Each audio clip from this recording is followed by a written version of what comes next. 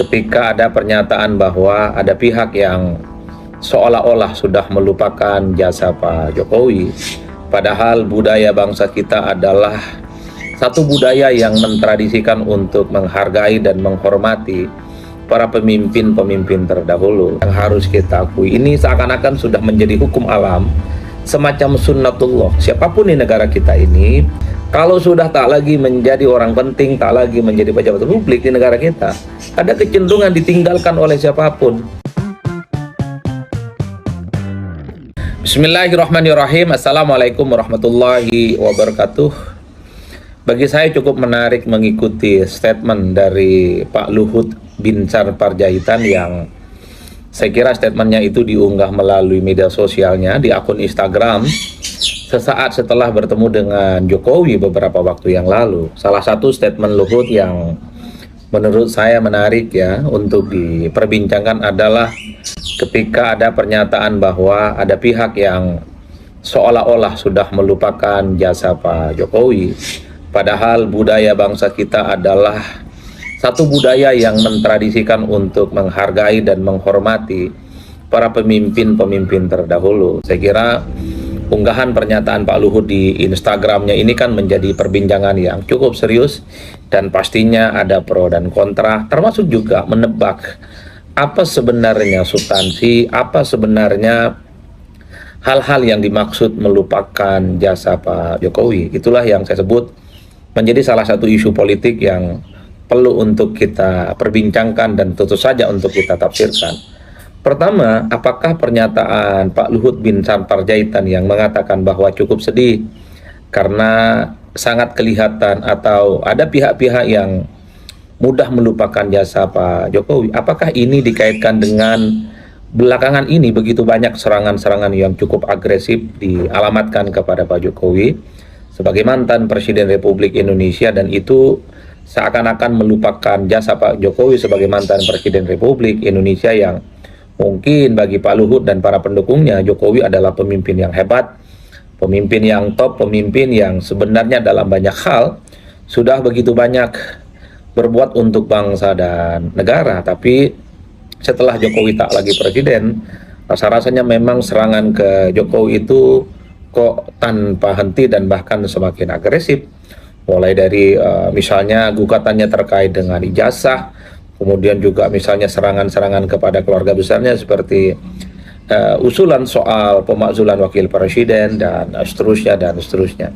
Apakah itu yang dimaksud dengan begitu mudah pihak-pihak mulai melupakan jasa Pak Jokowi? Mengingat Pak Jokowi itu adalah mantan presiden, kok begitu mudah banyak pihak dan bahkan menyerang Pak Jokowi sebagai mantan presiden? Apakah itu yang kemudian disebut dengan melupakan jasa Pak Jokowi? Jadi itu tafsir yang pertama.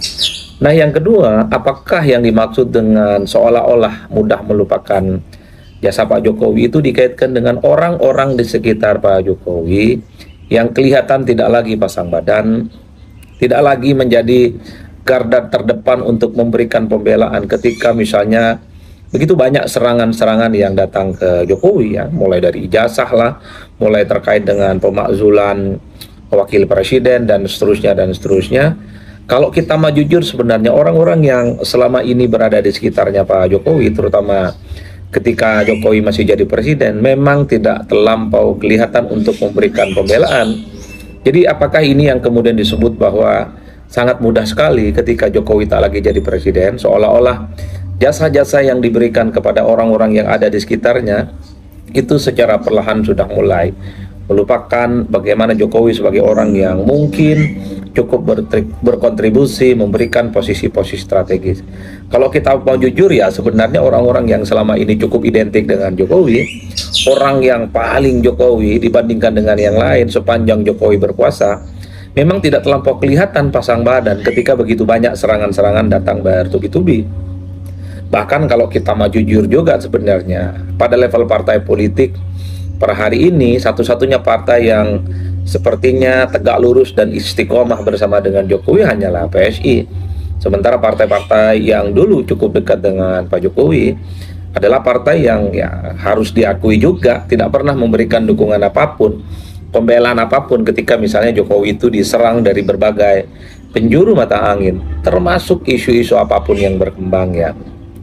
Mungkin ini juga yang dimaksud dengan seolah-olah banyak pihak yang sudah melupakan jasa Pak Jokowi sebagai mantan Presiden Republik Indonesia. Ya, inilah satu realitas politik yang memang tidak bisa dibantah, bahwa setelah Jokowi tak lagi jadi presiden, kekuasaannya misalnya tidak sekuat dulu, dan bahkan secara perlahan misalnya hanya menjadi warga negara biasa. Dan pada saat yang bersamaan serangan bertubi-tubi dari berbagai kalangan memang terkesan tidak ada pihak yang selama ini dianggap sebagai diehatnya Jokowi itu selalu pasang badan, baik pada level partai politik ataupun para relawan-relawan yang saya kira memang tidak terlampau kelihatan untuk memberikan pembelaan secara vulgar ke Pak Jokowi.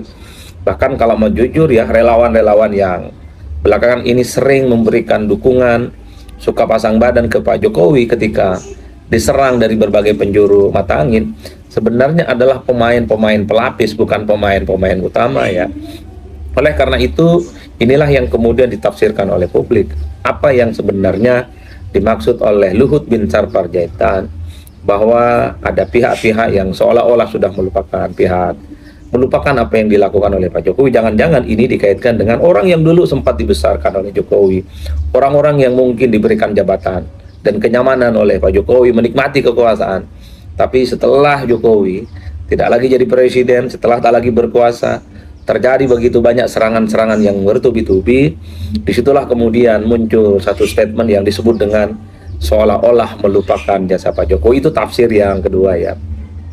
Yang ketiga, satu hal yang harus kita akui, ini seakan-akan sudah menjadi hukum alam, semacam sunnatullah. Siapapun di negara kita ini, kalau sudah tak lagi berkuasa, entah tak lagi jadi presiden, entah tak lagi jadi wakil presiden, entah tak lagi jadi menteri, entah tak lagi jadi ketua umum partai, entah tak lagi jadi gubernur, bupati, wali kota, entah tak lagi jadi anggota dewan, apapun judulnya, kalau sudah tak lagi menjadi orang penting, tak lagi menjadi pejabat publik di negara kita, ada kecenderungan ditinggalkan oleh siapapun, termasuk ditinggalkan oleh mereka yang dulu sempat dibesarkan, termasuk ditinggalkan oleh mereka yang dulu adalah mereka pihak-pihak yang mungkin dimuliakan posisi hidupnya, dari orang biasa jadi pejabat, dari orang biasa kemudian menjadi figur publik, dari orang biasa kemudian menikmati bagaimana indahnya kekuasaan. Ini adalah sunnatullah, seakan-akan hukum alam yang saya kira ini akan berlaku kepada siapapun. Jadi siapapun di negara kita yang kalau sudah tak lagi menjadi pejabat, tak lagi jadi presiden, tak lagi siapapun dan tidak punya kewenangan apapun, memang secara perlahan harus kita akui bahwa dalam banyak hal mereka akan ditinggalkan. Dan dulu para pemuja-pemujanya itu, dan dulu orang-orang yang paling merasa terdepan memberikan pembelaan, itu seringkali mencari tuan baru untuk memantapkan eksistensinya, untuk memantapkan bagaimana posisi politiknya di masa-masa yang akan datang. Apalagi saat ini yang menjadi presiden itu adalah presiden baru, bukan lagi Jokowi. Itulah yang kemudian membuat kita lihat dari jauh orang-orang yang dulu sangat identik dengan Jokowi, ya perlahan memang sepertinya mereka tidak lagi menunjukkan bagaimana pembelaannya kepada Pak Jokowi. Itulah yang saya sebut bahwa siapapun di negara kita, kalau memang sudah tak lagi jadi pejabat publik, memang harus siap-siap bahwa mereka itu tidak dihormati, ditinggalkan, jasa-jasanya dilupakan, dan mungkin dianggap tidak ada hal-hal yang penting yang dulu pernah diperbuat oleh sang pemimpin itu untuk mereka ya. Itulah yang saya kira memang inilah logika kekuasaan politik. Kalau hubungan yang dibangun itu hanya based on kekuasaan, bukan didasarkan atas relasi persahabatan dan pertemanan, ya kalau jabatan politiknya sudah hilang, kalau sudah tak lagi jadi pejabat, memang ditinggalkan. Berbeda kalau persahabatan politik itu dibangun atas rasa kemanusiaan, atas nama persaudaraan, atas nama perkawanan. Jadi sekalipun tak lagi jadi pejabat, tak lagi jadi presiden, tak lagi jadi gubernur, tak lagi jadi menteri, dan tak jadi apapun di negara kita, akan begitu banyak orang datang berbondong-bondong, membela, sungkem, dan memberikan apresiasi yang cukup luar biasa. Oleh karena itu, ini yang keempat ya, dalam politik kita memang sangat mengerikan. Kenapa sangat mengerikan? Karena ada satu adagium yang saya kira sampai hari ini cukup berlaku, Tak ada teman abadi, yang ada itu adalah kepentingan abadi. Lengkapnya, tak ada teman dan musuh abadi. Yang abadi itu adalah kepentingan itu sendiri. Kalau kita melihat langgam politik di Indonesia pada level praksisnya, kita tahu dulu orang yang kelihatan berteman tiba-tiba berantem. Dulu mungkin kelihatan berantem tiba-tiba berseman dan bertahabat. Apa ujung-ujungnya? Kekuasaan. Jadi kekuasaan itu memang merusak dari segala-galanya. Oleh karena itu, ya bagi saya ketika ada pernyataan dari Pak Luhut bin Sarpanjaitan yang mengatakan bahwa seolah-olah ada pihak yang sudah mulai melupakan jasa Pak Jokowi, ya inilah realitas kehidupan politik di Indonesia. Bahwa ya ketika seseorang lagi dibutuhkan karena jabatan politiknya, semuanya sembah sungkem, tegak lurus dan sami'na wa ta'na, kira-kira begitu, taat secara robotik. Tapi ingatlah, kalau sudah tak lagi jadi pemimpin, tak lagi jadi pejabat, memang ada kecenderungan orang-orang yang dulu dekat dan bersahabat, mereka cenderung kabur dan mencari tempat yang lebih baru untuk mengamankan eksistensi dan kepentingan politik mereka. Oleh karena itu, bagi saya selalu mengatakan bahwa dalam politik kita itu kan nggak boleh baperan. Ini tentu karena kita diajari oleh realitas politik yang terjadi pada elit. Hari ini teman, besok jadi musuh. Hari ini musuh, besok jadi teman. Karena pembelaan kepada sang penguasa ketika dia berkuasa itu karena didasarkan atas kepentingan politik. Dia membela sang penguasa itu karena dia supaya aman jabatan politiknya. Tapi ketika dia tak lagi berkuasa, siapapun kira-kira begitu, pembelaannya akan berakhir. Karena bagi dia sudah tidak menguntungkan secara politik. Maka tidak mengherankan kalau kita bicara tentang kepentingan politik tertentu, adalah semua titik pertemuan itu adalah kepentingan. Semua perjumpaan persahabatan itu adalah pertemanan. Itulah yang kemudian membuat bagaimana kita mencari sulitnya orang bersahabat secara lillahi ta'ala, bersahabat secara tulus antar pemimpin, antar elit-elit, antar politisi, itu didasarkan atas persahabatan dan nilai-nilai kemanusiaan, melampaui batas-batas kepentingan politik. Oleh karena itu, membaca praksis politik kita hari ini, jadi para politisi itu menjadi hangat dan akrab kepada siapapun, ya supaya kepentingannya terakomodasi, supaya kepentingannya itu dijamin dan seterusnya. Tapi ingat, kalau sudah tak lagi menjadi pejabat, siap-siaplah itu akan ditinggalkan oleh siapapun. Dan ini yang saya kira terjadi pada kepada semua para pemimpin-pemimpin di Republik Indonesia. Nah, itu yang saya sebut sebagai tafsir ya, yang disampaikan oleh Pak Luhut melalui akun Instagramnya, yang mengatakan bahwa seolah-olah ada pihak yang kemudian secara perlahan sudah melupakan jasa-jasa Pak Jokowi. Itulah 4 tafsir saya. Kira-kira menurut Anda semua, Bapak Ibu, teman-teman dan para sahabat, siapa sebenarnya yang dimaksud oleh Pak Luhut? Adalah mereka yang... Halo teman, berjumpa bersama saya di Politik Dangi.